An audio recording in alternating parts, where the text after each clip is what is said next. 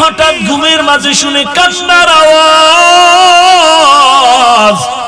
মায়ার নবীর ঘুম ভেঙে গেল। সজাগ হইয়া নবী ঘর থেকে বের হয়েছেন। মাথার কিনারায় মসজিদে নববী রহমতের নবী বের হইয়া তাকাইতেছেন এই রাতের বেলা। কে আমার মসজিদে এই গভীর রাতে কান্নার আওয়াজ? রহমতের নবী দরওয়াজা দিয়া তাকায়া দেখেন একজন বান্দা নামাজে গভীর রাতে কান্না করে। নামাজে কান্না দাঁড়ায়া দাঁড়ায়া। নবী ভালো করে তাকায়া দেখলেন সাধারণ কোন ব্যক্তি না, জান্নাতি 10 জন সাহাবাদের মধ্যে প্রথম আমার কলিজার আবু বকর নামাজে দাঁড়ায় দাঁড়ায় কান্না করতেছেন। নবী অপেক্ষা।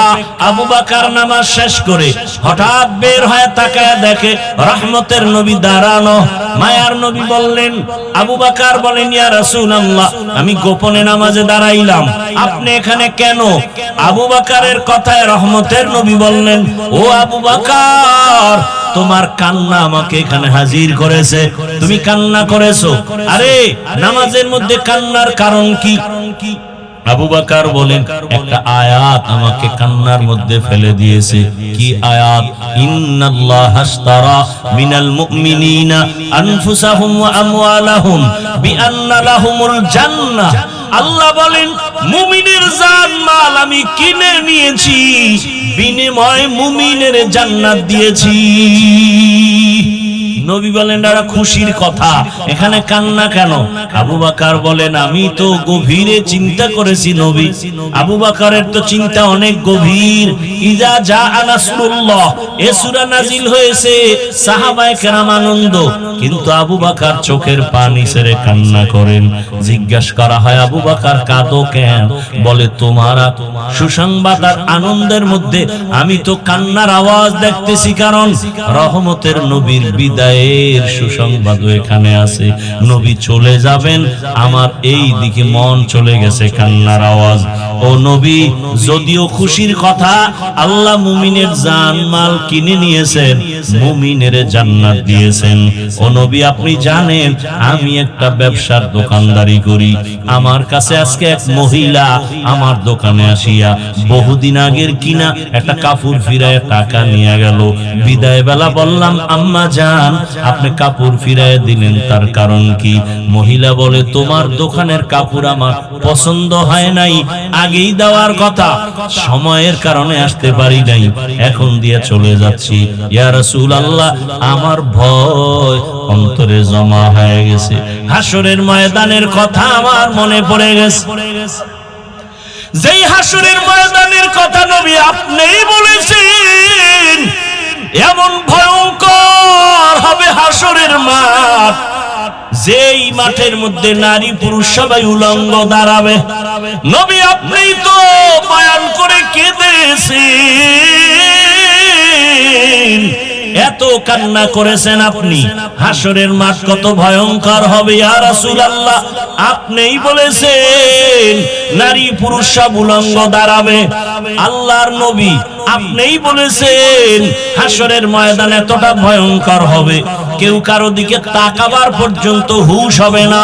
অন্যদিকে আমার আল্লাহ হাসরের মাঠ কায়েমের পর অর্ডার করবে, রে সূর্য কাছে নেমে আসো, যত তাপ তুমি জমিনে ছেড়ে দাও। সূর্যের এত গরম,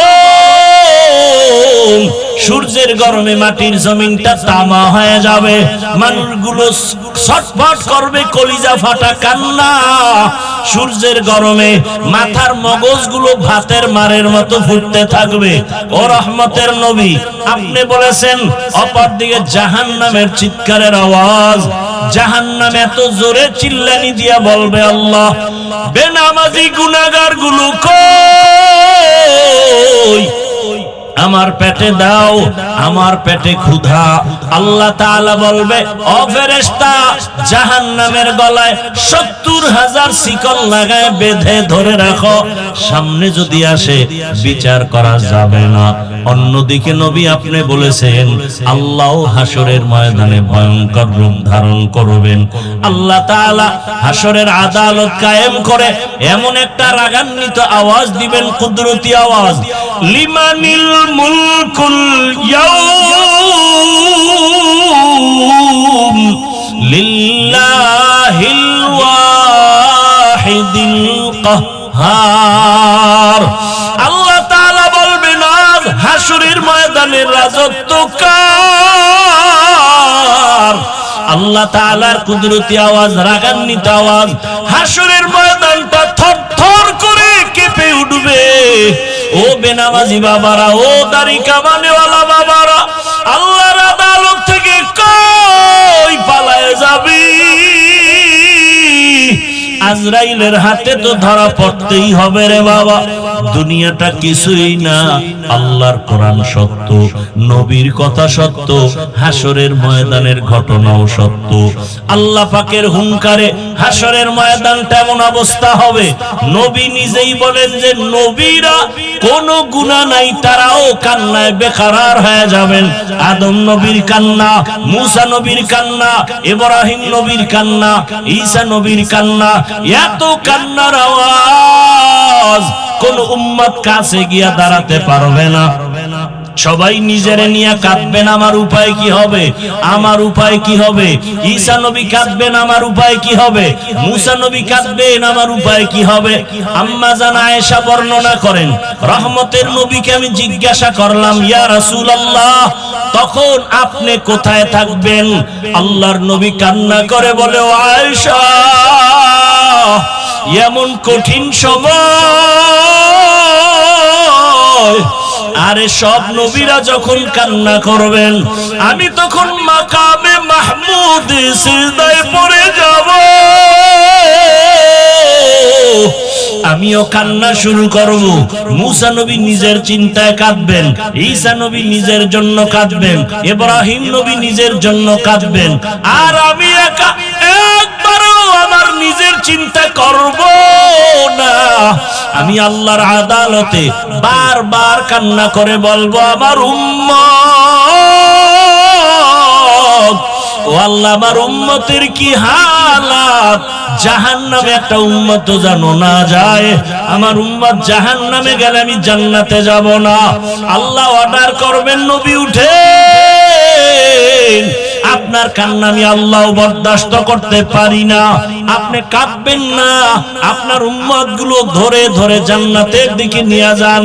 আম্মা জান আয়েশা বলেন, ইয়া রাসূলুল্লাহ, আপনি তখন চিনবেন কি করে আপনার উম্মত কারা?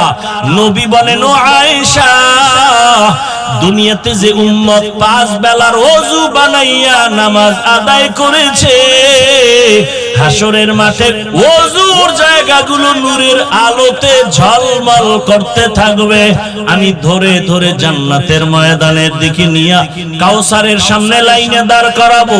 আমি নবী নিজের হাতে কাউসারের পানি পেয়ালা ভরে দিব, উম্মতরা পান করবে, পিপাসা নিবারণ করবে, তৃপ্তি অর্জন করবে।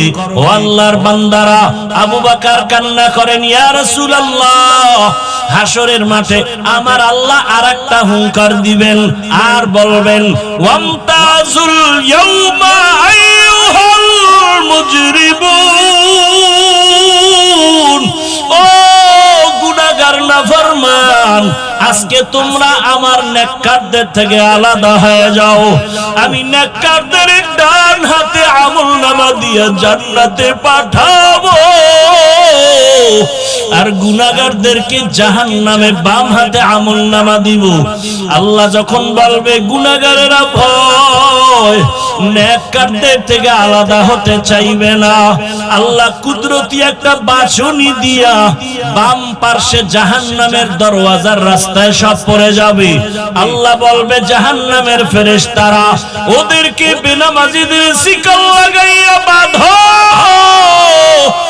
আর বাম হাতে আমলনামা দিব, জাহান্নামে নিয়ে যাও। তবে এদের সোজা হাতের উপরে আমলনামা দেওয়া হবে না। আল্লাহ রাগান্বিত হয়ে বলবেন, আমার দেয়া নিয়ামত পাইয়া আমার হুকুম মতো চলে নাই, আমার দেয়া পানি, আমার দেয়া বাতাস, আমার দেয়া সূর্যের আলো, চাঁদের আলো, জমিনের ফসল, গাছের ফল খাইয়া বান্দা আমার হুকুম মতো চলে নাই, আমি আল্লাহ ওকে সোজা হাতে দিব না। এই নাফরমান বেনামাজির বুকের মাঝে ছিদ্র করে দাও, ছিদ্র করে বাম হাতটা ঢুকাইয়া পিঠের থেকে হাত বের করো। ফেরেশতাকে বলা মাত্র তাই করা হবে। আল্লাহ পাক পেছনের হাতে বেনামাজির আমলনামা দিয়া বলবেন, ইকরা কিতাবাকা কাফা বিনাফসিকাল ইয়াউমা আলাইকা হাসিবা। আল্লাহর ফেরেশতারা বলবে, আল্লাহ ওই নাফরমানের চোখ দুইটার সামনে আমলনামা পেছনে কেমনে পড়ে দেখবে। আল্লাহ আবার রাগান্বিত হয়ে বলবেন, ও জাহান্নামের ফেরেশতা, এই নাফরমানের ঘাড় ধরিয়া মোচড় দিয়া পেছনে ফিরায় দাও। ও আল্লাহর বান্দারা, আল্লাহর আযাবের ভয়, আদালতের ভয়, সাহাবায়ে কেরামের কান্না। আবু বকর বলেন, ও মার নবী, ওই সময় যদি আমি আবু বকরকে আল্লাহ ডাকেন আর যদি প্রশ্ন করে, আবু বকর এত মর্যাদা দিলাম, আমার জন্য তুমি কি নিয়ে আসছো?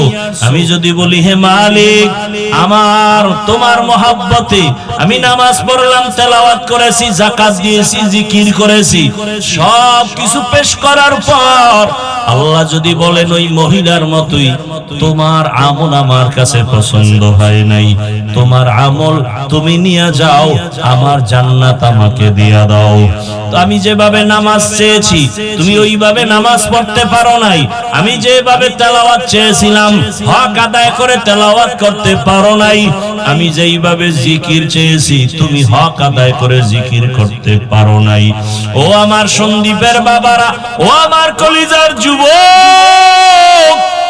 পর্দার আড়ালের মা বোনেরা, সাহাবায়ে কেরামের আমল ইলম কত সুন্দর, তাদের নামাজ কত সুন্দর, তেলাওয়াত কত সুন্দর, জিকির কত সুন্দর, তাদের তাকওয়া কত সুন্দর। এরপরেও যদি তাদের কান্নার জীবন, আপনার আমার তো নামাজ নাই, তেলাওয়াত নাই, রোজা নাই, জিকির নাই, আপনার আমার কি পরিমাণ কান্না করা উচিত? কপাল বুঝি খারাপ, পাথরের থেকেও দিলটা শক্ত হয়ে গেছে, চোখে পানি নাই। ও আল্লাহর বান্দা, গুনার কথা স্মরণ করে তওবা করো, আল্লাহকে মনে মনে বলো, ও আল্লাহ, জীবনে গুনাহ কম করি নাই, আর গুনাহ নিয়ে কবরের বিছানায় যেতে চাই না। আলা রাসূলুল্লাহ সাল্লাল্লাহু আলাইহি ওয়া আলিহি ওয়া সাল্লাম, তারাকতু ফীকুম আমরাইন লান তাযিল্লু মা তামাসসাকতুম বিহিমা, কিতাবাল্লাহি ওয়া সুন্নাত রাসূলি। দুই জিনিসের কথা রাসূল বললেন, আমি বিদায় বেলা চ্যালেঞ্জ দিয়া গেলাম, এই দুই জিনিস যদি আঁকড়ায় ধরো তোমাদের ঈমানও যাবে না, সম্মানও যাবে না। দুইয়ের এক হলো কোরআন, দ্বিতীয়টা কি বলেন না কেন? এক নম্বরে কোরআন, এক নম্বরে কি? দ্বিতীয় স্পষ্ট বলেন। প্রথমটা কোরআন, দ্বিতীয়টা কি? সুন্নত। সবাই বলেন দ্বিতীয়টা কি? এখন আপনি প্রশ্ন করবেন যে কোরআন হাদিস, কোরআন হাদিস, রাসূল এখানে হাদিস বলেন না, আপনি হাদিস বলেন কেন? রাসূল বলেন সুন্নাহ, আপনি কেন হাদিস বলেন? চালাকি করেন কেন? নবী এখানে হাদিস না বলে সুন্নতের কথা বললেন কেন? সেই ব্যাখ্যায় ঢুকলে আবার অন্যদিকে যাবে। এ কথা বুঝায় গেলেন যে হাদিস তুমি কিতাব দেখা বাংলা পড়াও পারবা, আরবি পড়ে পারবা, সুন্নত যদি তোমার মানতে হয়, ব্যক্তিকে না দেখে সুন্নতের আমল সম্ভব না। ব্যক্তিকে না দেখে সুন্নতের আমল সম্ভব। এখন সে ব্যক্তিকে নবী বলেন, আমার ব্যক্তি যারা আমার পরে থাকবে এরা আমাদের ওয়ারিস উলামায়ে কেরাম। আল উলামা ওয়ারাসাতুল আম্বিয়া, উলামায়ে কেরাম আমাদের ওয়ারিস। এদের মাধ্যমে তুমি এই সুন্নতের জিন্দেগি সুন্দর করে সাজাও, তো মৃত্যু পর্যন্ত তোমার ঈমানও যাবে না, সম্মানও যাবে না। আল্লাহ পাক কোরআন রাখছেন, ওলামায়ে কেরাম আছেন, আর আল্লাহ যে কোরআন দিলেন, কোরআনের মধ্যে বেশি বেশি বেশি বেশি আল্লাহ ভয়ের বয়ান করেছেন। ভয়ের নাম তাকওয়া, ভয়ের নাম খাশিয়া, ভয়ের নাম খৌফ। আমি যে আয়াত পড়েছি আল্লাহ এখানে ভয়ের কথা বলেন, ওয়া আম্মা মান খাফা মাকামা রাব্বিহি ওয়া নাহান নাফসা আনিল হাওয়া ফাইন্নাল জান্নাতা হিয়াল মাওয়া। হর কে দারদ খৌফে হক দার দিল মাদাম জান্নাতুল মাওয়া দেহদ উরা মাকাম জুজবা হকচি জে মখাজ ইনসুজা ফজলে উআ মস্তে দর জুমলা জাহা। আপনারা এখন কি ঘুমে ধরছে? আমি তো জানি বাঙালিরা রাতে ঘুমায় না, মোবাইলের হক আদায় করে। কারণ আল্লাহর কাছে একটা নিয়ে যেতে হবে তো। মায়ের হক আদায় করতে পারে নাই, বাবারটা পারে নাই, বোনেরটা পারে নাই, ভাইয়েরটা পারে নাই, সন্তানেরটা পারে নাই, তো মোবাইলেরটা যদি পারে তো এই উসিলায় তো নাজাত পাওয়ার একটা রাস্তা আছে।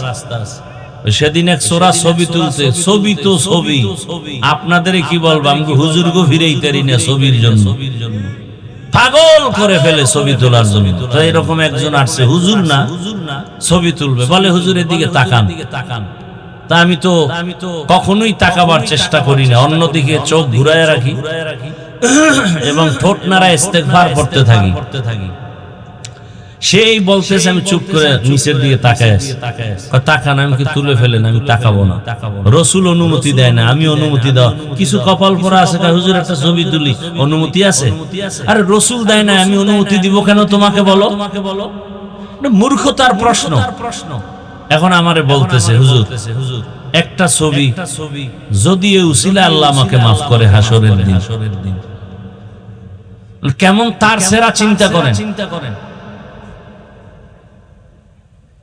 আল্লাহ হেদায়েত দান করুন। এর থেকে বাঁচার কোন তদবির পাইতেছি না। অনেক বুজুর্গরে জিগাইলাম, হুজুর এই ছবি তোলার গজব থেকে বাঁচতে পারি কেমন? তো কোনো রাস্তা নাই, খালি ইস্তেগফার করো, আর কি করবা? কারণ এমন এমন ব্যক্তি ছবি তুলতে চায়, কিছু বলাও যায় না।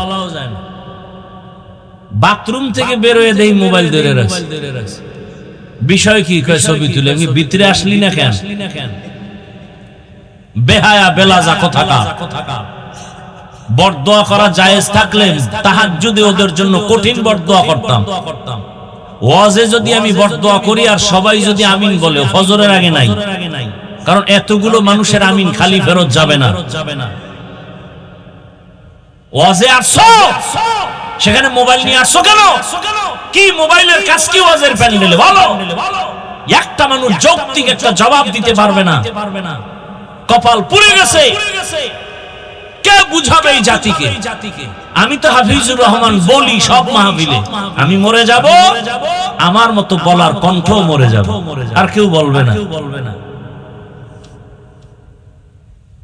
কেউ বলবে না, বলার মানুষ নাই, শোনারও মানুষ নাই, বিরোধিতার মানুষের অভাব নেই। হুজুর ওয়াজ করেন, আপনারে নিয়ে এত টেনশন করার কি দরকার? সেই ওয়াজ করা তো শিখি নাই। যাদের থাপ্পড় খেয়ে এখানে বসছি তারা তো এই মেজাজের ছিলেন না। তারা বয়ান করতেন, কেউ পান খাবে স্টান উঠায় মাথার উপরে মারতেন, এটা তো দেখে আসছি। আর তাদের থাপ্পড় খেয়ে এই চেয়ারে বসছি।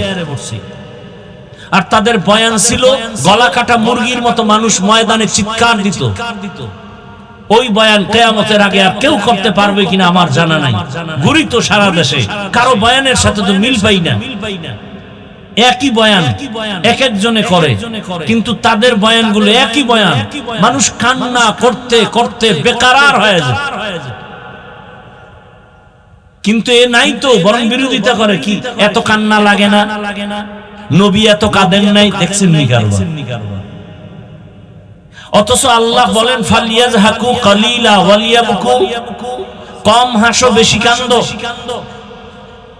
পয়গম্বর নূহ আলাইহিস সালাম এত পরিমাণ কান্না করলেন। আল্লাহ নূহ নবীর নাম হলো আব্দুল গফফার, কিন্তু কান্না আল্লাহর কাছে এত দামি, দয়াময় আল্লাহ কান্নাওয়ালা শব্দ দিয়ে ডাকলেন ইয়া নূহ। কান্নাওয়ালা শব্দ দিয়ে সূরার নামও করে দিলেন। সূরার নাম কি? আর ভাই কথা বলেন, মোনাজাত দিয়ে নেমে যাবো, আমার বয়ান করার এত ঠেকানা, কারণ শখ মক মিটে গেছে সব। এখন কথা যত কম বলি তত আরাম, ঘুমামু। আপনারা শুনতে না চাইলে আমার এত ঠেকা কি আপনাকে জোর করে বয়ান শোনাতে হবে? আল্লাহ আমাকে হেদায়েত দান করেন। সূরার নাম সূরা নূহ। নূহ মানে ক্রন্দন করা। আল্লাহর কাছে নূহ নবীর কান্না এত ভালো লাগছে, নাম বাদ দিয়া কান্নাওয়ালা শব্দ দিয়া ডাকলেন ইয়া নূহ, হে কান্নাওয়ালা গোলাম। আর আপনি বয়ে বয়ে ফতুয়া লেখেন, এত কাদা লাগে না? না, কান্নার বয়ান নাই তো, নিজে কাঁদে না, আরেকজনকে কাঁদানের বয়ান কি করবেন? অথচ রাসূল কাঁদতেছেন, আবু বকর নামাজে দাঁড়ায় কাঁদতেছেন। সময় থাকলে শোনাবো, না থাকলে নাই। উঠা বসা করবেন, আমি আস্তে করে হাত উঠায় মোনাজাত দিয়ে নেমে যাব। তামাশার জায়গা না এগুলো। এই জন্য শুরুতে বলছিলাম এখানে আসতেও কপাল লাগে, বসতেও কপাল লাগে। কারণ যেই রসুল, আমি হাফিজুর রহমানকে রসুলের বয়ানে কপাল গোলে না, কেমন কপাল পোড়া। যেই রসুলের চেহারার দিকে একবার তাকাইলে জাহান্নামের আগুন হারাম। কেমন রহমতের নবী আমার, যেই রহমতের নবীর চেহারা একবার দেখবে পেটের ক্ষুধা থাকে না। কেমন রহমতের নবী, সেই রহমতের নবীকে 13 বছর দেখলো, বয়ান শুনলো, কালেমা পড়ে নাই। নাম জানেন এই বেঈমানের? গর্বা সুরত আদমি ইনসাবুদে আহমদ বু জাহলো হামেক সাবুদে। অন্যদিকে 27 বছরের এক যুবক তরবারি নিয়ে দৌড়ায় নবীকে জবাই করবে। কয় বছরে? 27 বছরের যুবক তরবারি নিয়ে দৌড়ায় আমার রাসূলকে জবাই করার জন্য। কাছে গিয়ে নবীর চেহারা দেখে তরবারি ফালায় বলে ইয়া রাসূলুল্লাহ, দয়া করে আমাকে মাফ করে দেন, কালেমা পড়ায় মুসলমান বানায় দেন। রাসূলকে জবাই করতে গিয়া কালেমাওয়ালা হয়ে গেল। নাম কি? এর নাম কফাল। 13টা বছর বয়ান শুনলো, একই দস্তরখানে খাইলো, চেহারা দেখলো কালেমা পড়ে না, আবু জাহাল। এর নাম কফাল। আর 27 বছরের যুবক তরবারি নিয়ে রাসূলকে জবাই করতে গিয়া কালেমাওয়ালা হয়ে গেল, এর নাম কফাল। সেই কপালওয়ালা এত দামি হয়ে গেল, 5 মিনিটের ব্যবধানে তরবারি নিয়ে বাইতুল্লাহর পাশে হাতিমে কাবায় দাঁড়ায় বলে, বেঈমানের আয়, মুহাম্মদের বিরুদ্ধে কথা বলবি, আমার তরবারি তোর জন্য রেডি হয়ে গেছে। সেই ওমর এখন যে রাস্তা দিয়া চলে, শয়তানও রাস্তায় আসে না। চিন্তা করতে পারেন, নবীরে জবাই করবে আর এখন তাকে শয়তান ভয় পায়। ওমর যেই রাস্তায় চলে শয়তান নাই, শয়তান ভয় করে। একটা যুবক মদের বোতল নিয়ে হাঁটতেছে রাস্তার মাঝে, ওমরের দেখেই ভয় পেয়ে গেছে, যদি ওমর পায় আমার পাল্লা ফেলে দিবে, তরবারি কথার আগে রেডি। এমন তওবা করছে, ও আসমানের মালিক, তুমি আর আমার ওমর থেকে বাঁচাও, আমি আর জীবনে মদের বোতল হাতে নিব না। যুবক মদের বোতল নিয়ে দাঁড়ায়, ফালাইতেও পারে না, ওমরের নজর হয়ে গেছে। কাছাকাছি আইয়া কয় ওমর, এই যুবক, বোতল দে। বোতলের ভেতরে কি? ভয় পায়, দেয় না। কয় ভয় পাও কেন? দে। যুবক এমন মানসিক ভাবে দুর্বল হয়ে তওবা করে বোতল দিল। ওমর তাকায় দেখে বোতলের মধ্যে এক ফোঁটা মদও নাই, পুরা বোতলটাই দুধে ভরা।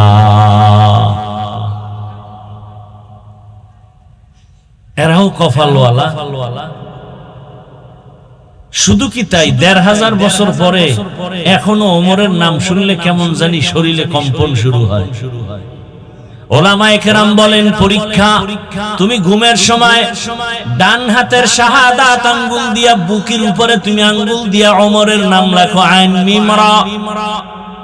ওমরের নামটা বুকের উপরে লেখে যদি তুমি ঘুমাও, ঘুমের মধ্যে তোমাকে শয়তান এসে কোনো খারাপ স্বপ্ন দেখাতে পারবে না। ওমরের নাম যদি ১৪ বার লেখো আর মোবাইলে আকাম করো সারা রাত, এ ফিরাবে কে? জিন্দেগি মে বন্দেগি তু করনা হে, जिंदगी में बंदगी तू करना है, जिंदगी बे बंदगी शर्मिंदा है, जिंदगी बे बंदगी शर्मिंदा है। दुनिया में हो दुनिया का तलबगार ना हो, बाजार से गुजर हो खरीदार ना हो, ये दुनिया एक मिसल कागज फूल है, ये दुनिया एक मिसले कागज फूल है, जिंदगी में बंदगी तू करना है, जिंदगी बे बंदगी शर्मिंदा है, जिंदगी बे बंदगी शर्मिंदा है। কপালওয়ালা, জানি না এই ময়দানে ওমরের মতো কপালওয়ালা কারা, আবার আবু জাহালের মতো কপালওয়ালা কারা জানি না। বয়ান জানে, বয়ান শুনে, তারপরও মোনাজাত না দিয়া রাস্তায় গিয়া শুধু বিরোধিতা করে এমন বেয়াদব আছে না নাই? আর একদল ওমরওয়ালা কপাল, এখানে বসে হঠাৎ করে তার গুনার কথা মনে পড়ে যাবে, আল্লাহর কাছে কান্না করবে, হে মালিক, জীবনে তো কম গুনাহ করি নাই, মনে চাইছে তো গুনাহ করে ফেলেছি, মনে চেয়েছে দাড়ি রাখবো না রাখি নাই, মন বলেছে নামাজ পড়বো না পড়ি নাই, মনে চাইছে পার্কে যাব দৌড়ায় গেলাম, মনে চাইছে আড্ডা দিব নারীদের নিয়ে আড্ডা দিলাম। ও আল্লাহ, কোন দিন মরণ হবে জানা নাই, আজ তুমি দয়া করে বেহেশতের প্যান্ডেলে নিয়ে আসছো, তওবা করে নিলাম, মরে যাব আর গুনার কাছেও যাব না, এমন তওবা করে বিদায় হবে, ফজরে মসজিদে গিয়া হাজির হয়ে যাবে। আতিনা ফি দারে দুনিয়া না হাসান, আতিনা ফি দারে উকবা না হাসান। হেদায়েতের মালিক কে?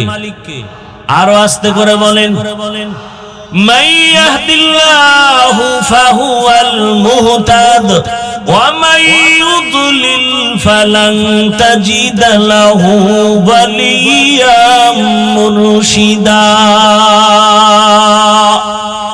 আল্লাহ যাকে হেদায়েত দিবেন সে পেয়ে যাবে, যার কপাল খারাপ ও হেদায়েত পাবে দূরের কথা, হেদায়েত পাওয়ার কোনো মুর্শিদও পাবে না। মুর্শিদ মানে পথ দেখানেওয়ালা, পথ প্রদর্শক, কপাল বড় খারাপ। দোয়া করি আল্লাহ ওমরওয়ালা কপাল আমাদের দান করেন।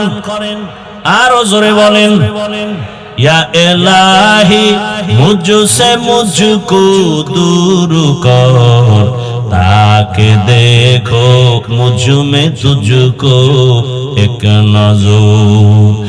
আল্লাহ বলেন যারা আমি আল্লাহর আদালতে দাঁড়াইয়া হিসাব দেওয়ার ভয় দুনিয়াতেই গুনাহ থেকে নিজেকে বাঁচাবে, আমি আল্লাহ ওয়াদা করলাম তাকে বিনা হিসাবে জান্নাত দিয়ে দিব।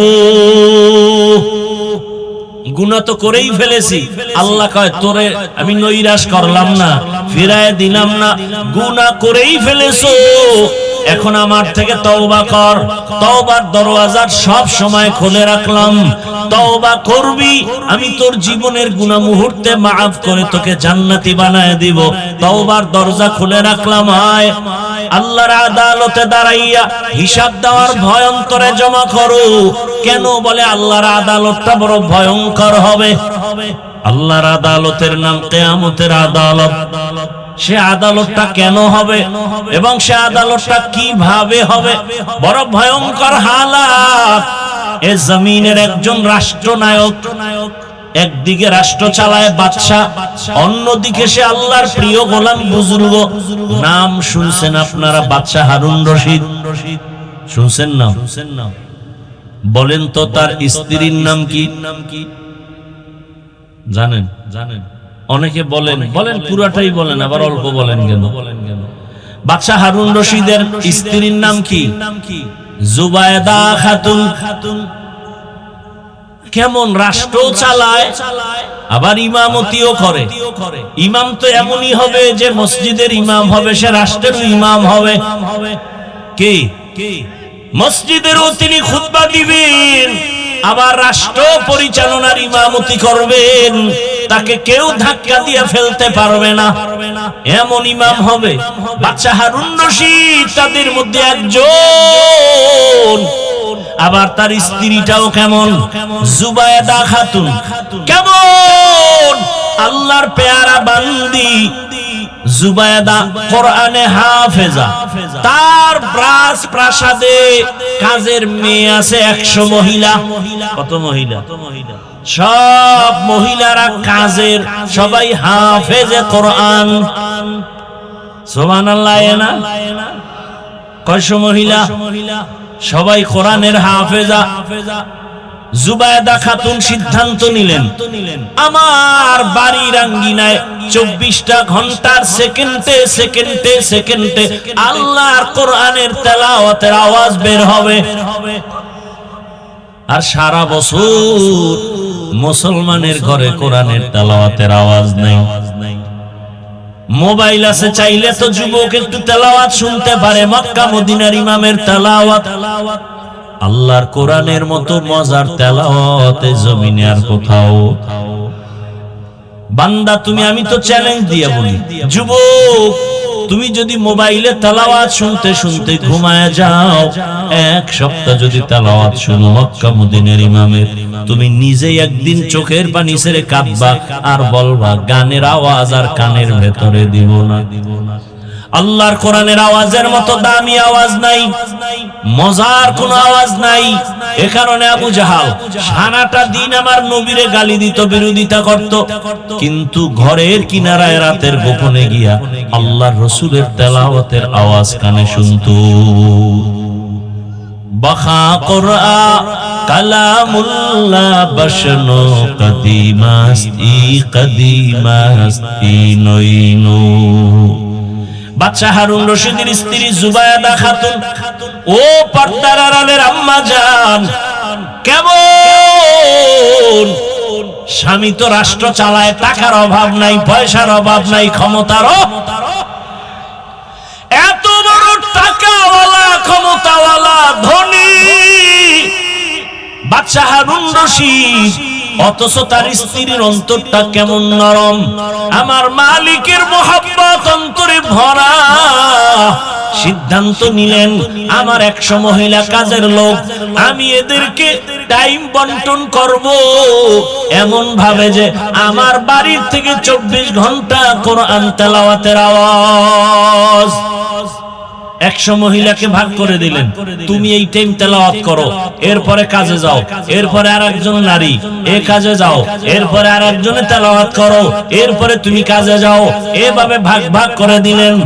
জুবায়েদা খাতুন আল্লাহর কাছে এত দামি হয়ে গেলেন। বলবো একদিন স্বপ্ন দেখে জুবায়েদা খাতুন বাইতুল্লাহর সামনে দাঁড়ানো। কোথায় দাঁড়ানো? আপনারা এখন স্বপ্ন দেখেন, আপনি দেখেন সন্দ্বীপের কোনানে আড্ডা আছে, সেখানে দাঁড়ানো, অমুক পার্কে দাঁড়ানো। জুবায়েদা খাতুন স্বপ্ন দেখে, খেয়াল করিয়েন কিন্তু, আর চতুর্দিক থেকে সারা বিশ্বের মানুষ এসে এসে জুবায়েদার সাথে জিনা করে। নাউজুবিল্লাহ বলবেন না? কত খারাপ স্বপ্ন, কিন্তু ব্যাখ্যা তো কঠিন, ব্যাখ্যা অনেক কঠিন। এজন্য স্বপ্ন কারো কাছে বলা উচিত না, নিষেধ। স্বপ্নের ব্যাখ্যা যারা জানে তাদেরকে বলা উচিত। জুবায়েদার মতো আল্লাহর বান্দি স্বপ্ন দেখলেন বাইতুল্লাহর সামনে দাঁড়ানো, আর সারা দেশের মানুষ এসে তার সাথে জিনা করতেছে। দেখা জুবায়েদার ভয়, কি দেখেছি, এক তো বাইতুল্লাহর মতো জায়গা আমি দাঁড়ানো, যেই বাইতুল্লাহ দিয়ে তাকাইয়া থাকলেই সওয়াব আর সওয়াব, কিন্তু কপাল বুঝি খারাপ। কি দেখলাম যে সারা দেশের মানুষ আমার সাথে জিনা করে, কিন্তু মন্তব্য করা যায় না, ব্যাখ্যা নিতে হবে। ব্যাখ্যা কোথা থেকে নিব? জগৎ বিখ্যাত স্বপ্নের ব্যাখ্যা করনেওয়ালা আল্লামা ইবনে সিরিন রাহমাতুল্লাহ আলাইহি লোক দিয়ে পাঠায়, যাও স্বপ্নের ব্যাখ্যাকারী জগৎ বিখ্যাত আলেম, তার কাছে যাও। যাইয়া এরপরে তুমি এই স্বপ্নটার কথা তার কাছে বলবা, তবে আমি জুবায়েদার নাম বলবা না, বলবা জনৈক কেউ স্বপ্ন দেখছে এমন। তো লোক গেছে। আমার আয়াতের আলোচনা এর একটা অংশ হিসেবে ঘটনাটা টানলাম। হারুন রশিদের ঘটনা বলবো, মূল কথা প্রসঙ্গে তার স্ত্রী কেমন আল্লাহওয়ালা একজন রাষ্ট্রনায়ক, তার স্ত্রী এমন হওয়াই উচিত। তাহলে দেখবেন ভেতরেও অন্যায় হবে না, বাহিরেও অন্যায় হবে না। ব্যাখ্যা নেওয়ার জন্য আল্লামা ইবনে সিরিনের দরবারে হাজির। হযরত একজন আল্লাহর বান্দি এরকম স্বপ্ন দেখছে, ব্যাখ্যা দেন। ইবনে সিরিন বলে, যে দেখছে তার নাম বলো। নাম বলা নিষেধ। ইবনে সিরিন বলে ব্যাখ্যা দেওয়াও নিষেধ। যাও, কারণ স্বপ্ন যে দেখবে তার কোয়ালিটি বুঝতে হবে, এরপরে ব্যাখ্যা হবে। কি যে যেমন তার ব্যাখ্যাটা তেমন হবে। একজনের স্বপ্ন দেখছে রাসূল উলঙ্গ অবস্থায় ডাস্টবিনে পড়ে আছে। নাউজুবিল্লাহ আসে না? ইন্ডিয়া না, কিন্তু আমাদের দেশের কোন এক বুজুর্গ, ল্যাংটা বুজুর্গ, মুজাদ্দিদে জামান, আন্তর্জাতিক বেঈমান, স্বপ্ন দেখছে রাসূল নাকি উলঙ্গ। আর তাও আবার ডাস্টবিনে পড়া। এর ব্যাখ্যা কি? নবী কয়, এই ইসলাম মইরা গেছে, তোর হাতে ঝান্ডা দিলাম, তুই নতুন করে এটারে উপরে উঠা। ভালো করে একটা পয়েন্ট মনে রাখবেন, কোন বেনামাজির হাতে আল্লাহ ইসলামের ঝান্ডা দিবেন না। ভালো করে মনে রাখবেন, লিখে রাখবেন। আল্লাহর দুশমনের হাতে আল্লাহ ইসলামের ঝান্ডা দিবেন না, কখনো দিবেন না। এইবার আবার ঘুরে টুইরাইস, ম্যাডাম নাম না বললে ব্যাখ্যা দিবে। এখন পড়লো আরো চাপে, কি করি, সারা দুনিয়ার মানুষ জেনে ফেলবে। এক পর্যায়ে ভেবে বলে, যাও আমার নামটা বলো। এবার বাহক গিয়া নাম বলেছেন। বাদশা হারুন রশিদের স্ত্রী জুবায়েদা স্বপ্ন দেখেছে। স্বপ্নের ব্যাখ্যাকারী ইবনে সিরিন মুস্কি হাসলেন আর বললেন, জুবায়েদার মতো কপালওয়ালা মানুষের বড় অভাব। জুবায়দা স্বপ্ন দেখলো বাইতুল্লাহর পাশে দাঁড়ানো, সারা দুনিয়ার মানুষ এসে জিনা করে। আর ব্যাখ্যা কি? জুবায়দার কপাল বড় ভালো, জুবায়দা এই মক্কা নগরীতে এমন একটা কাজ করবে, সারা দুনিয়ার মানুষ এই জুবায়দার কাজের অংশ নিয়ে উপকৃত হবে। আর জুবায়দাকে কিয়ামত পর্যন্ত মানুষ স্মরণ করবে। আজও মক্কায় যাইয়া দেখবেন জুবায়দা সরকারি টাকা না, স্বামীর টাকা না, নিজের টাকা দিয়া বাইতুল্লাহর পাশে পানির বড় অভাব, নহর কাটলো, নহর ড্রেন বানাইলো, পানির ড্রেন দূরে দূরে দূরে দূরে, এখনো সেই ড্রেনের নাম হলো নহরে জুবায়দা নামে।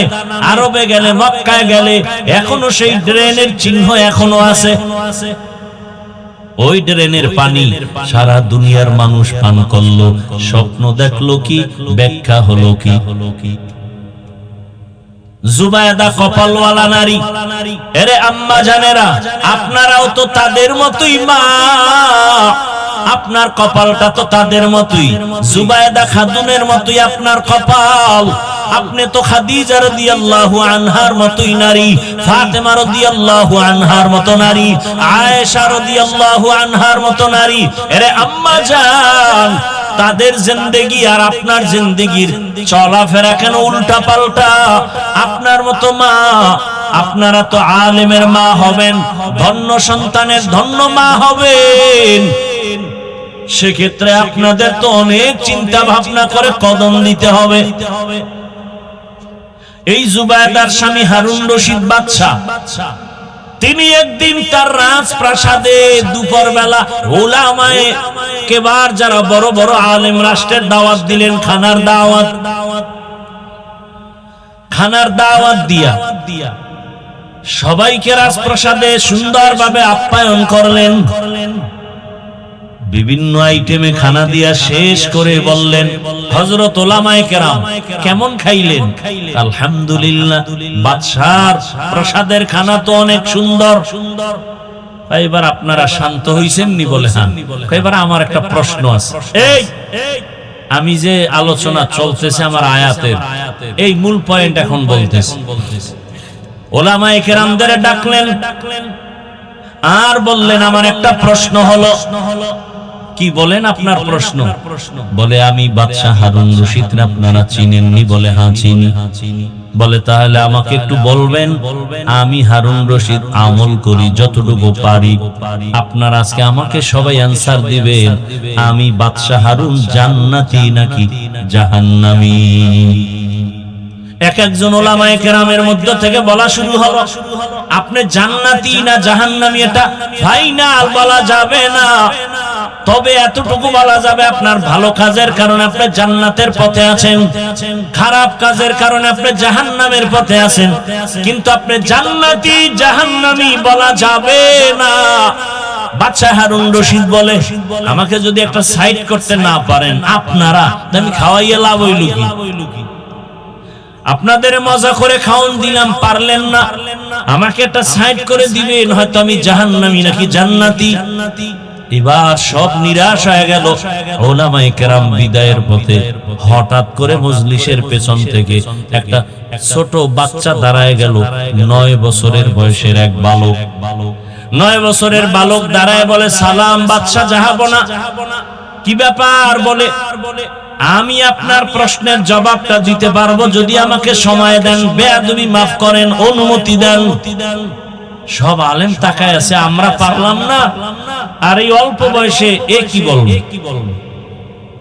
ওই বালক দাঁড়ায় গেল, বাদশা কয়, সামনে আসো। সামনে এসে বলে, বাদশা একটু আমাকেও প্রশ্নটা করতে হবে। আপনি আবার করেন। কি করছিলেন? বলে, আমি জান্নাতি নাকি জাহান্নামী তা বলো।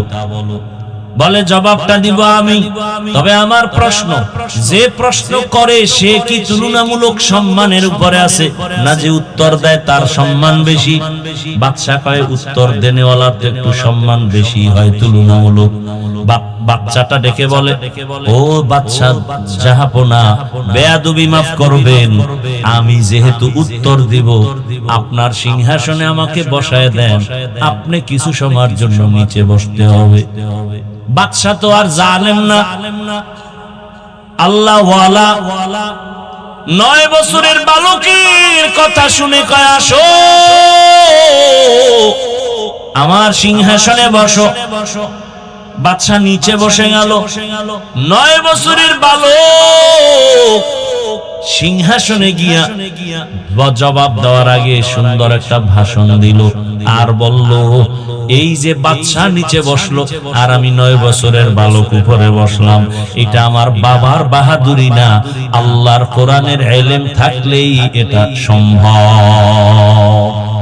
ইলমেরা এজাজো করদন বেহিসাব, খলকেরা দাদন জওবে বাসওয়াব, হক না দারত দোস্তে খলকা জারেরা, মিস্তে ই খাসলাত একে দিনদারেরা।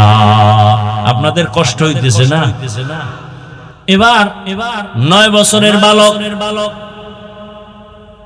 ডাক দিয়া বলে, বাদশা আপনি যে প্রশ্ন করলেন আপনি জান্নাতি না জাহান্নামী, আমি জবাব দেওয়ার জন্য সিংহাসনে বসলাম।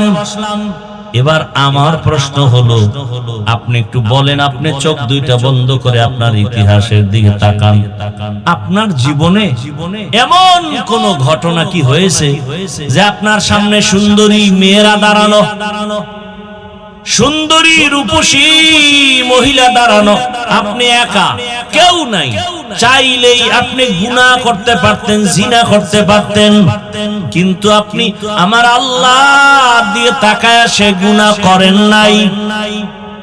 বাদশা হারুন রশিদ বলে, এর তো ভুরি ভুরি ঘটনা হয়েছে, সীমাহীন। আমার সামনে কত আমার রাষ্ট্রের সুন্দরীরা সামনে হাজির, কেউ নাই, তার আবদার নিয়ে আসছে, সমস্যা, অর্থের সমস্যা, বিভিন্ন কারণে, কিন্তু আমি আল্লাহর ভয়ে ওই গুনার সুযোগ পেয়েও গুনাহ করি নাই। ওই বালক ডাক দিয়া বলে, আল্লাহর উপরে ভরসা করে আমি বলে দিলাম, আপনি বাদশা হারুন রশিদ পরিপূর্ণ জান্নাতি। সব আলেমের মাথা গরম, আমরা সবাই ব্যর্থ। এই 9 বছরের বালককে জবাব দিল। সব আলেম চিল্লায় বলে, বলো তোমার হাতে কি দলিল আছে? বলে, আমি মন গড়া বলি নাই, আল্লাহর কোরআনের আয়াত দিয়া দলিল দিচ্ছি, শুনে নেন। ওয়া আম্মা মান খাফা মাকাম রাব্বিহি ওয়া নাহান নাফসা আনিল হাওয়া ফাইন্নাল জান্নাতা হিয়াল মাওয়া। আল্লাহ ওয়াদা করেছেন, যে গুনাহ থেকে নিজেরে দূরে রাখবে, গুনাহ থেকে যে নিজেকে বাঁচায় রাখবে, নিজের প্রবৃত্তিকে কন্ট্রোলে রাখবে, আল্লাহ ওয়াদা করেছেন তাকে আমি বিনা হিসাবে জান্নাত দিব। हर के दारत खौफे हक दौर दिल मदाम जन्नतुल मावा देहद उरामकाम।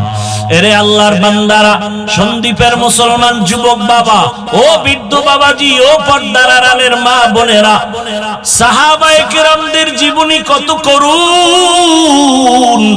তারা ইচ্ছা করে গুনাহ করেন না, বরং তারা এত নেক আমল করেছেন, আল্লাহ খুশি হইয়া তাদেরকে জান্নাতের সুসংবাদ দান করেছেন। এরপরেও তারা কি পরিমাণ জীবন কান্নায় কাটায় দিলেন। রহমতের নবী আমার রাতের বেলা ঈশান নামাজের পরে ঘুমিয়ে গেলেন। হঠাৎ নবী তো ঘুমালে 2 চোখ মোবারক বন্ধ, তবে কলব ঘুমায় না। রহমতের নবী হঠাৎ ঘুমের মাঝে শুনে কান্নার আওয়াজ। মায়ার নবীর ঘুম ভেঙে গেল। সজাগ হইয়া নবী ঘর থেকে বের হয়েছেন। মাথার কিনারায় মসজিদে নববী। রহমতের নবী বের হইয়া তাকাইতেছেন এই রাতের বেলা, কে আমার মসজিদে এই গভীর রাতে কান্নার আওয়াজ। রহমতের নবী দরওয়াজা দিয়া তাকায়া দেখেন একজন বান্দা নামাজে গভীর রাতে কান্না করে, নামাজে কান্না দাঁড়ায় দাঁড়ায়। নবী ভালো করে তাকায় দেখলেন সাধারণ কোন ব্যক্তি না, জান্নাতি 10 জন সাহাবাদের মধ্যে প্রথম আমার কলিজার আবু বকর নামাজে দাঁড়ায় দাঁড়ায় কান্না করতেছেন। নবী অপেক্ষা, আবু বকর নামাজ শেষ করে হঠাৎ বের হয়ে তাকায় দেখে রহমতের নবী দাঁড়ানো। মায়ার নবী বললেন, আবু বকর বলেন, ইয়া রাসূলুল্লাহ, আমি গোপনে নামাজে দাঁড়াইলাম, আপনি এখানে কেন? আবু বকরের কথায় রহমতের নবী বললেন, ও আবু বকর, তোমার কান্না আমাকে এখানে হাজির করেছে, তুমি কান্না করেছো। আরে নামাজের মধ্যে কান্নার কারণ কি? আবু বকর বলেন, একটা আয়াত আমাকে কান্নার মধ্যে ফেলে দিয়েছে। কি আয়াত? ইন্নাল্লাহা আশতারা মিনাল মুমিনিনা আনফুসাহুম ওয়া আমওয়ালাহুম বিআন্না লাহুমুল জান্নাহ। আল্লাহ বলেন, মুমিনের জান মাল আমি কিনে নিয়েছি, বিনিময়ে মুমিনের জান্নাত দিয়েছি। নবী বলেন, এটা খুশির কথা, এখানে কান্না কেন? আবু বকর বলেন, আমি তো গভীরে চিন্তা করেছি নবী। আবু বকরের তো চিন্তা অনেক গভীর। ইজা জা নাসরুল্লাহ এ সূরা নাজিল হয়েছে, সাহাবায়ে কেরাম আনন্দ, কিন্তু আবু বকর চোখের পানি ছেড়ে কান্না করেন। জিজ্ঞাসা করা হয়, আবু বকর কাঁদো কেন? বলে, তোমার সুসংবাদ আর আনন্দের মধ্যে আমি তো কান্নার আওয়াজ দেখতেছি, কারণ রহমতের নবীর বিদায় এর সুসংবাদ এখানে আছে। নবী চলে যাবেন, আমার এই দিকে মন চলে গেছে কান্নার আওয়াজ। ও নবী, যদিও খুশির কথা, আল্লাহ মুমিনের জান মাল কিনে নিয়েছেন, মুমিনের জান্নাত দিয়েছেন। ও নবী, আপনি জানেন আমি একটা ব্যবসার দোকানদারি করি।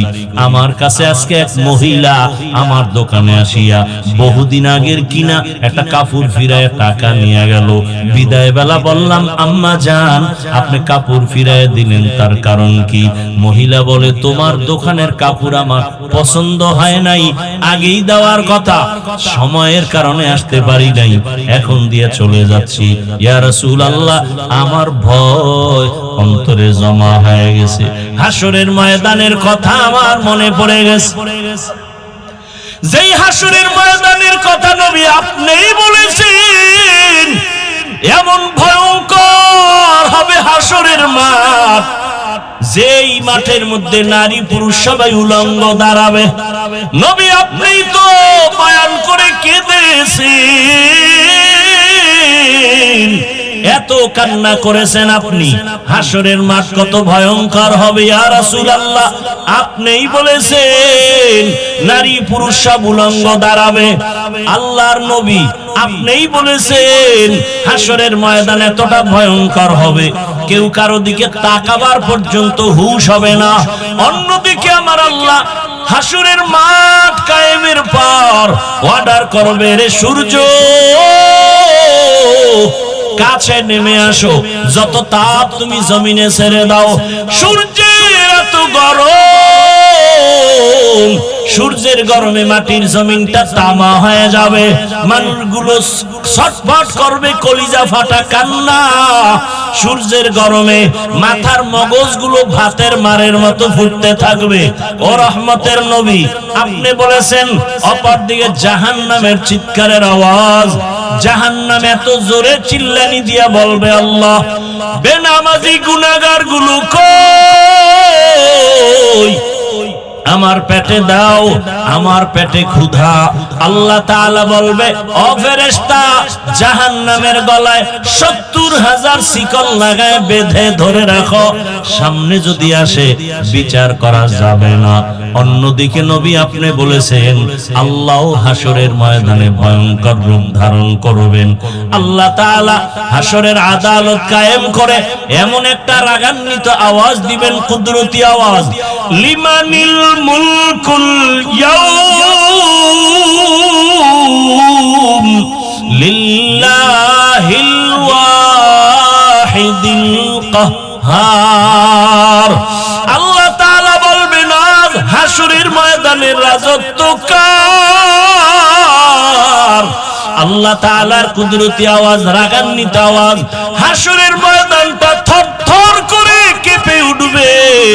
ও বেনামাজি বাবারা, ও দাড়ি কামানেওয়ালা বাবারা, আল্লাহর আদালত থেকে কই পালায়ে যাবি? আজরাইলের হাতে তো ধরা পড়তেই হবে রে বাবা। দুনিয়াটা কিছুই না, আল্লাহর কোরআন সত্য, নবীর কথা সত্য, হাসরের ময়দানের ঘটনাও সত্য। আল্লাহ পাকের হুঙ্কারে হাসরের ময়দানটা এমন অবস্থা হবে, নবী নিজেই বলেন যে নবীরা কোনো গুনাহ নাই, তারাও কান্নায় বেকারার হয়ে যাবেন। আদম নবীর কান্না, মূসা নবীর কান্না, ইব্রাহিম নবীর কান্না, ঈসা নবীর কান্না, এত কান্নার আওয়াজ কোন উম্মত কাছে গিয়া দাঁড়াতে পারবে না। সবাই নিজেরে নিয়ে কাঁদবেন, আমার উপায় কি হবে, আমার উপায় কি হবে? ঈসা নবী কাঁদবেন, আমার উপায় কি হবে? মূসা নবী কাঁদবেন, আমার উপায় কি হবে? আম্মা জান আয়েশা বর্ণনা করেন, রহমতের নবীকে আমি জিজ্ঞাসা করলাম, ইয়া রাসূলুল্লাহ, তখন আপনি কোথায় থাকবেন? আল্লাহর নবী কান্না করে বলে, ও আয়েশা, এমন কঠিন সময়, আরে সব নবীরা যখন কান্না করবেন, আমি তখন মাকামে মাহমুদ সিজদায় পড়ে যাব, আমিও কান্না শুরু করব। মূসা নবী নিজের চিন্তায় কাঁদবেন, ঈসা নবী নিজের জন্য কাঁদবেন, ইব্রাহিম নবী নিজের জন্য কাঁদবেন, আর আমি একা একবারও আমার নিজের চিন্তা করব না। আমি আল্লাহর আদালতে বারবার কান্না করে বলবো, আমার উম্মত, ও আল্লাহ, আমার উম্মতের কি হালাত, জাহান্নামে একটা উম্মত জানো না যায়, আমার উম্মত জাহান্নামে গেলে আমি জান্নাতে যাব না। আল্লাহ অর্ডার করবেন, নবী উঠেন, আপনার কান্না আমি আল্লাহ বরদাস্ত করতে পারি না, আপনি কাঁদবেন না, আপনার উম্মত গুলো ধরে ধরে জান্নাতের দিকে নিয়ে যান। আম্মা জান আয়েশা বলেন, ইয়া রাসূলুল্লাহ, আপনি তখন চিনবেন কি করে আপনার উম্মত কারা? নবী বলেন, ও আয়েশা, দুনিয়াতে যে উম্মত 5 বেলার ওযু বানাইয়া নামাজ আদায় করেছে, হাসরের মাঠে ওযুর জায়গাগুলো নূরের আলোতে ঝলমল করতে থাকবে, আমি ধরে ধরে জান্নাতের ময়দানের দিকে নিয়ে কাউসারের সামনে লাইনে দাঁড় করাবো। আমি নবী নিজের হাতে কাউসারের পানি পেয়ালা ভরে দিব, উম্মতরা পান করবে, পিপাসা নিবারণ করবে, তৃপ্তি অর্জন করবে। ও আল্লাহর বান্দারা, আবু বকর কান্না করেন, ইয়া রাসূলুল্লাহ, হাসরের মাঠে আমার আল্লাহ আরেকটা হুঙ্কার দিবেন আর বলবেন, ওয়ামতাজুল ইয়াউমা আইয়ুহাল মুজরিমুন, ও গুনাহগার নাফরমান, আজকে তোমরা আমার নেককারদের থেকে আলাদা হয়ে যাও। আমি নেককারদের ডান হাতে আমলনামা দিয়ে জান্নাতে পাঠাবো, আর গুনাহগারদেরকে জাহান্নামে বাম হাতে আমলনামা দিব। আল্লাহ যখন বলবে গুনাহগারেরা ভয়, নেককারদের থেকে আলাদা হতে চাইবে না, আল্লাহ কুদরতি একটা বাছনি দিয়া বাম পার্শ্বে জাহান্নামের দরওয়াজার রাস্তায় সব পড়ে যাবে। আল্লাহ বলবে, জাহান্নামের ফেরেশতারা, ওদেরকে বেনামাজিদের শিকল লাগাইয়া বাঁধো, আর বাম হাতে আমলনামা দিব, জাহান্নামে নিয়ে যাও। তবে এদের সোজা হাতের উপরে আমলনামা দেওয়া হবে না। আল্লাহ রাগান্বিত হয়ে বলবেন, আমার দেয়া নিয়ামত পাইয়া আমার হুকুম মতো চলে নাই, আমার দেয়া পানি, আমার দেয়া বাতাস, আমার দেয়া সূর্যের আলো, চাঁদের আলো, জমিনের ফসল, গাছের ফল খাইয়া বান্দা আমার হুকুম মতো চলে নাই, আমি আল্লাহ ওকে সোজা হাতে দিব না। এই নাফরমান বেনামাজির বুকের মাঝে ছিদ্র করে দাও, ছিদ্র করে বাম হাতটা ঢুকাইয়া পিঠের থেকে হাত বের করো। ফেরেশতাকে বলা মাত্র তাই করা হবে। আল্লাহ পাক পেছনের হাতে বেনামাজির আমলনামা দিয়া বলবেন, ইকরা কিতাবাকা কাফা বিনাফসিকাল ইয়াউমা আলাইকা হাসিবা। আল্লাহর ফেরেশতারা বলবে, আল্লাহ ওই নাফরমানের চোখ দুইটার সামনে আমলনামা পেছনে কেমনে পড়ে দেখবে। আল্লাহ আবার রাগান্বিত হয়ে বলবেন, ও জাহান্নামের ফেরেশতা, এই নাফরমানের ঘাড় ধরিয়া মোচড় দিয়া পেছনে ফিরায় দাও। ও আল্লাহর বান্দারা, আল্লাহর আযাবের ভয়, আদালতের ভয়। সাহাবায়ে কেরামের কান্না। আবু বকর বলেন, ও মায়ার নবী, ওই সময় যদি আমি আবু বকরকে আল্লাহ ডাকেন আর যদি প্রশ্ন করে, আবু বকর এত মর্যাদা দিলাম, আমার জন্য তুমি কি নিয়ে আসছো? আমি যদি বলি, হে মালিক, আমার তোমার মহব্বতে আমি নামাজ পড়লাম, তেলাওয়াত করেছি, যাকাত দিয়েছি, জিকির করেছি, সব কিছু পেশ করার পর আল্লাহ যদি বলেন ওই মহিলার মতোই তোমার আমল আমার কাছে পছন্দ হয় নাই, তোমার আমল তুমি নিয়ে যাও, আমার জান্নাত আমাকে দিয়া দাও। তো আমি যেভাবে নামাজ চেয়েছি তুমি ওইভাবে নামাজ পড়তে পারো নাই, আমি যেভাবে তেলাওয়াত চেয়েছিলাম হক আদায় করে তেলাওয়াত করতে পারো নাই, আমি যেইভাবে জিকির চেয়েছি তুমি হক আদায় করে জিকির করতে পারো নাই। ও আমার সন্দীপের বাবারা, ও আমার কলিজার যুবক, পর্দার আড়ালের মা বোনেরা, সাহাবায়ে কেরামের আমল ইলম কত সুন্দর, তাদের নামাজ কত সুন্দর, তেলাওয়াত কত সুন্দর, জিকির কত সুন্দর, তাদের তাকওয়া কত সুন্দর। এরপরেও যদি তাদের কান্নার জীবন, আপনার আমার তো নামাজ নাই, তেলাওয়াত নাই, রোজা নাই, জিকির নাই, আপনার আমার কি পরিমাণ কান্না করা উচিত? কপাল বুঝি খারাপ, পাথরের থেকেও দিলটা শক্ত হয়ে গেছে, চোখে পানি নাই। ও আল্লাহর বান্দা, গুনার কথা স্মরণ করে তওবা করো, আল্লাহকে মনে মনে বলো, ও আল্লাহ, জীবনে গুনাহ কম করি নাই, আর গুনাহ নিয়ে কবরের বিছানায় যেতে চাই না। এই সাগরের মাঝে কত মানুষের প্রাণ চলে গেল, কয়দিন আর বাঁচবারে যুবক, মনের আশা মিটায় তো গুনাহ কম করলা না, এখনো কি তওবা করবা না? আল্লাহর কাছে তওবা করো। তোমার মতো কত যুবক এখনো জেনারেল লাইনে থাকিয়াও নামাজ ছাড়ে না, বলো তুমি কেন পারবা না রে বাবা? তোমার মতো যুবক চাকরি করে, ব্যবসা করে, নামাজ পড়ে, তুমি কেন পারো না? ও ব্যবসায়ী বাবারা, চাকরিজীবী বাবারা, আপনাদের মতো কত বান্দা চাকরি ব্যবসা করে, নামাজও পড়ে, বলেন আপনারা কেন পারবেন না?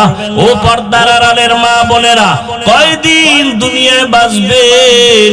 আপনার মতো কত মা পর্দা করে, নামাজ পড়ে, এখনো স্বামীর মাল হেফাজত করে, বেপর্দায় চলে না, মোবাইলে সময় নষ্ট করে না। আম্মা জানেরা কেন পারবেন না? এখনো সময় আছে, তওবা করেন। সন্তানটাকে আদর্শবান বানায়া যান। সন্তানের ব্যবহারে কোনদিন যেন মা বাবা, মুরব্বী, উলামায়ে কেরাম, শিক্ষকেরা কষ্ট না পায়। আবু বকরের চোখের পানি, রহমতের নবীও চোখের পানি ছেড়ে কান্না করলেন। আল্লাহ পাক ওই হাসরের ময়দান কায়েম করবেন ইনসাফের বিচার করার জন্য। ওই ভয় অন্তরে জমা করো, আর দুই ফোঁটা চোখের পানি ছেড়ে অন্তরে আমার মালিকের ডাক দাও, হে মালিক, এই ময়দানে আমার মতো গুনাহগার কেউ নাই। আমার গুনার খবর মা বাবা, ভাই বোন কেউ জানে না রে আল্লাহ। আমার গুনার কারণে আমার হাত না পাক, আমার চোখ না পাক, আমার জিহ্বা না পাক, অন্তর না পাক। ও আল্লাহ, আজকে থেকে তওবা করে নিলাম, মরিয়া গেল নামাজ ছাড়বো না, দাড়ি কাটবো না, বেপর্দায় চলবো না।